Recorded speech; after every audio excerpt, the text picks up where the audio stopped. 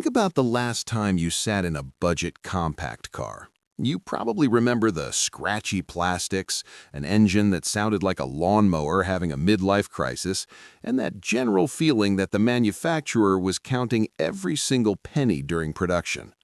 Most of us want something that feels special, but we don't have 60 grand to drop on a German luxury sedan. Usually, you're forced to choose. Do you want something reliable and boring like a Corolla, or something flashy that'll fall apart the second the warranty expires? It's a frustrating compromise. Enter the Mazda 3. This car is currently gaslighting the entire automotive industry into thinking it's a high-end luxury vehicle, and today we're going to find out if that's actually true or just a very clever marketing trick. Stick around, because by the end of this, you'll know exactly why this car is either the best deal on the market or a beautiful, cramped mistake. Let's be honest, most compact cars look like kitchen appliances. They're designed by committees to be as inoffensive as possible, resulting in shapes that are about as exciting as a beige toaster. When you look at the Mazda 3, especially the hatchback, the design is polarizing. It has this massive rear pillar that looks like a solid hunk of metal, and the lines are so smooth they almost look liquid. You start to wonder, did they prioritize style so much that they forgot this needs to be a functional car? Is it too extra for a daily driver? Mazda calls this Kodo design, and in person, it works.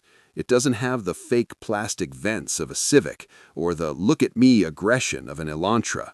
It's clean, sophisticated, and has a paint depth, especially in that soul red crystal, that puts luxury brands to shame. It looks like a baby Aston Martin parked next to a sea of plastic-looking competitors. The payoff is immediate. You feel like you're driving something worth twice the sticker price every time you walk up to it in a parking lot.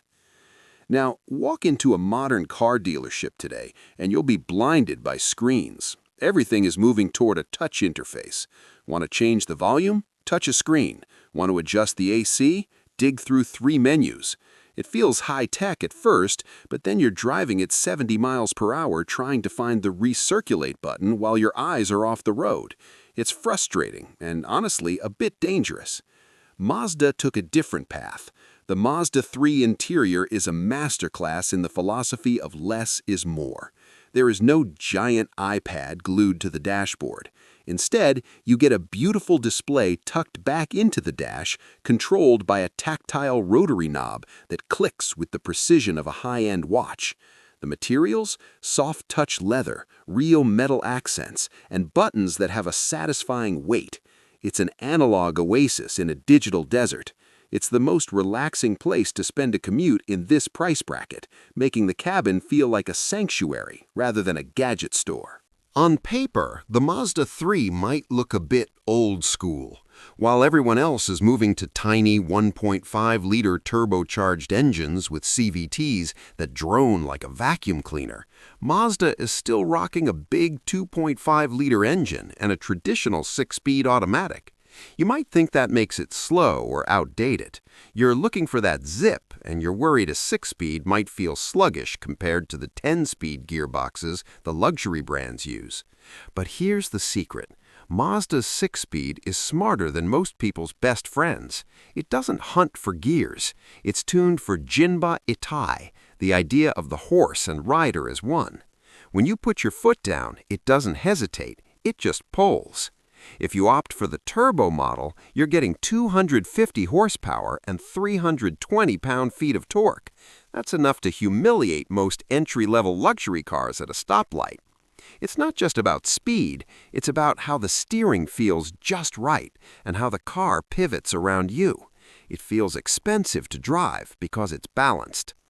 At this point, you're probably thinking, okay, what's the catch? No car is perfect, and Mazda made some massive sacrifices to get that luxury feel. If you regularly carry adult passengers in the back seat, or if you like to see what's actually behind you when you're reversing, you're going to have a hard time. The back seat of the Mazda 3 is, to put it lightly, a cave. The windows are small, the legroom is compact in the truest sense, and that beautiful rear pillar creates a blind spot large enough to hide a small mountain. It can feel a little claustrophobic if you're over 6 feet tall. But Mazda knows this isn't a family SUV. They built this for the person who spends most of their time in the car alone or with one passenger. It's a personal luxury coupe disguised as a four-door.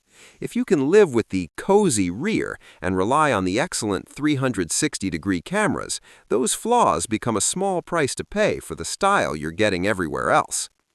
Don't think for a second that this car is low-tech just because it lacks a giant touchscreen. Often, when a car focuses on driver centricity, they skimp on the gadgets to save money. You're worried you'll be stuck with a system that feels like it's from 2015, while your friend's Kia has a screen that spans the entire dashboard. But Mazda's tech is actually incredibly sophisticated. It just stays out of your way. For the latest models, the screens are larger, the wireless CarPlay is seamless, and the Bose 12-speaker audio system is genuinely one of the best-tuned systems in any car under $50,000. They even use acoustic glass to keep the wind noise out, making the cabin quieter than some entry-level Lexuses. It's high-tech that doesn't scream for your attention, which is the ultimate luxury in a world of constant notifications. When you buy a luxury-feeling car, you usually expect luxury-level repair bills. You imagine expensive oil changes and specialized parts that have to be flown in from overseas. This is where the fear of the Mazda Premium comes in. If it's this nice inside, surely it's fragile. Surely that turbo engine is going to be a nightmare once the warranty expires. The beauty of the Mazda 3 is that underneath all that leather, it's still a Mazda. They use proven engine designs that aren't stressed to their breaking point. Parts are widely available, the 6-speed automatic is bulletproof compared to the complex CVTs in competitors, and the maintenance costs are roughly the same as a Toyota. You're getting the champagne experience on a sparkling cider budget. It's the rare car that satisfies both your heart and your wallet. So, where does that leave us? You're likely looking at the listings, trying to decide if this is the one. Should you go for the practical, spacious Honda Civic, or the ultra-reliable, high-resale Toyota Corolla? Or do you take a risk on the Mazda 3? Here's the bottom line. If you view a car as a tool, like a hammer or a dishwasher, buy the Toyota. But if you actually like driving, if you want to look back at your car every time you park it, and you want to feel like you've made it without actually spending BMW money, the Mazda 3 is in a league of its own. It's for the person who values how a car feels over how many liters of milk fit in the trunk.